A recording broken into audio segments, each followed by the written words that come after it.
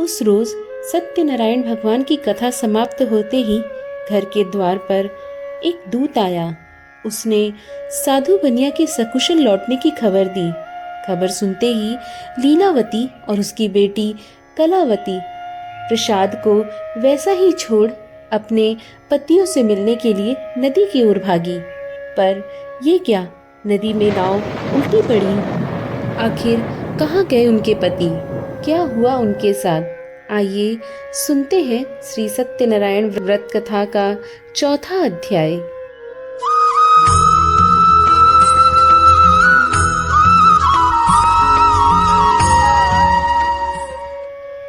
हरे कृष्णा।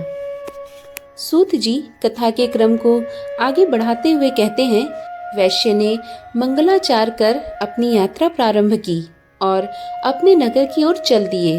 उनके थोड़ी दूर जाने पर एक दंडी वेशधारी श्री सत्यनारायण ने उनसे पूछा, हे साधु, तेरी नाव में क्या है? वाणिक हंसता हुआ बोला, हे दांडी, आप क्यों पूछते हो? क्या धन लेने की इच्छा है? मेरी नाव में तो बेल व पत्ते भरे हुए हैं। वैश्य के कठोर वचन सुन भगवान बोले, तुम्हारे वचन सत्य हो। दंडी ऐसा वचन कह वहां से दूर चले गए और कुछ दूर जाकर समुद्र के किनारे बैठ गए। दंडी के जाने के बाद साधु वैश्य ने नित्य क्रिया के पश्चात नाव को ऊंची उठते देखकर अचंभा माना और नाव में बेल पत्ते आदि देख वह मूर्छित हो जमीन पर गिर पड़ा।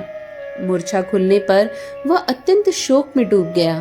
तब उसका दामाद बोला कि आप शोक न मनाएं, यह दांडी का शाप है, इसलिए हमें उनकी शरण में जाना चाहिए, तभी हमारी मनोकामना पूरी होगी।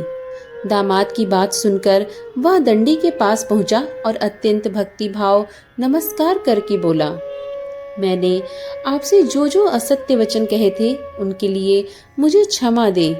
ऐसा कहकर वह बनिया महान शोकातुर हो रोने लगा। तब दंडी भगवान बोले, हे वणिक पुत्र, मेरी आज्ञा से बार बार तुम्हें दुख प्राप्त हुआ है। तू मेरी पूजा से विमुख हुआ। साधु बोला, हे भगवान, आपकी माया से ब्रह्मा आदि देवता भी आपके रूप को नहीं जान पाते। मैं तो अज्ञानी हूँ, कैसे जान सकता हूँ? आप प्रसन्न होइए, अब मैं सामर्थ्य के अनुसार आपकी पूजा करूँगा। मेरी रक्षा करो और पहले के समान नौका में धन भर दो। साधु वैश्य के भक्ति पूर्वक वचन सुनकर भगवान प्रसन्न हो गए और उसकी इच्छा अनुसार वरदान देकर अंतर ध्यान हो गए। ससुर जमाई जब नाव पर आए तो नाव धन से भरी हुई थी। फिर वहीं अपने अन्य साथियों के साथ सत्यनारायण भगवान का पूजन कर अपने नगर को चल दिए। जब नगर के नजदीक पहुँचे तो दूत को घर पर खबर करने के लिए भेज दिया। दूत साधु की पत्नी को प्रणाम कर कहता है कि मालिक अपने दामाद सहित नगर के निकट आ गए हैं। दूत की बात सुन साधु की पत्नी लीलावती ने बड़े हर्ष के साथ सत्यनारायण भगवान का पूजन कर अपनी पुत्री कलावती से कहा कि मैं अपने पति के दर्शन को जाती हूँ, तू कार्य पूर्ण कर शीघ्र आ जा। माता के ऐसे वचन सुन कलावती जल्दी से प्रसाद छोड़ अपने पति के पास चली गई। प्रसाद की अवज्ञा के कारण श्री सत्यनारायण भगवान रुष्ट हो गए और नाव सहित उसके पति को पानी में डुबो दिया।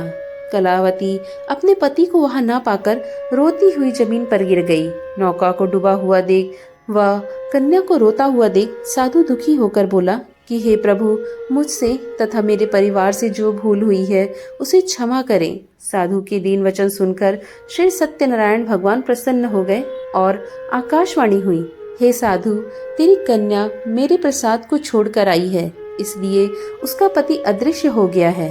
यदि वह घर जाकर प्रसाद खाकर लौटती है तो इसे इसका पति अवश्य मिलेगा। ऐसी आकाशवाणी सुन कलावती घर पहुंचकर प्रसाद खाती है और फिर आकर अपने पति के दर्शन करती है। उसके बाद साधु अपने बंधु बांधवों सहित श्री सत्यनारायण भगवान का विधि विधान से पूजन करता है। इस लोक का सुख भोग वह अंत में स्वर्ग जाता है। इति श्री सत्यनारायण व्रत कथा का चतुर्थ अध्याय संपूर्ण।